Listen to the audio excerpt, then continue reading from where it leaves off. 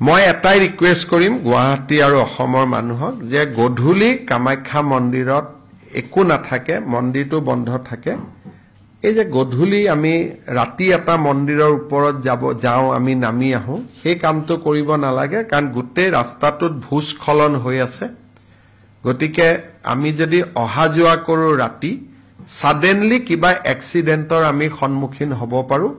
সেইকাৰণে মই গুৱাহাটী আৰু অসমৰ ৰাইজক সদাশয়ভাৱে অনুৰোধ কৰিম, সন্ধিয়া যাতে মন্দিৰৰ ওপৰত উঠি নাযায়। আমি পুলিচকো মই কৈছো বুজাবৰ কাৰণে মানুহক, কাৰণ খুব বেয়াকৈ তাতে ভূস্খলন হৈ আছে। গতিকে বাকীটো মাৰ মেলা প্ৰত্যেক বছৰে হয়, সৃষ্টিৰ আদিৰ পৰা হৈ আছে, ভালে কৰি হৈ যাব। আৰু অম্বুবাচীৰ 3টা দিন খুব পবিত্ৰ দিন বুলি হিন্দু মানুহে মানে। বহুত মানুহে এইটো সময়ত ভেজিটেৰিয়ান থাকে, বিশেষকৈ বহুত বয়োজ্যেষ্ঠ মানুহে ফল মূলে খায়, মন্দিৰৰ দুৱাৰ বন্ধ থাকে। গতিকে এই 3টা দিনত সৃষ্টিৰ আৰম্ভণি হয়। It is a very auspicious time.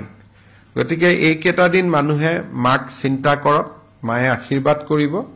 কিন্তু ওপৰত গৈ তাত একো নাই। আৰু 26 তাৰিখে মন্দিৰৰ দুৱাৰ খুলিব।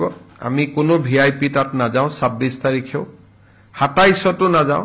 মই 28তহে কোনোবা যাব খুজিলে যাবৰ কাৰণে কৈছো, আৰু মই নিজেও 28-29তহে যাম।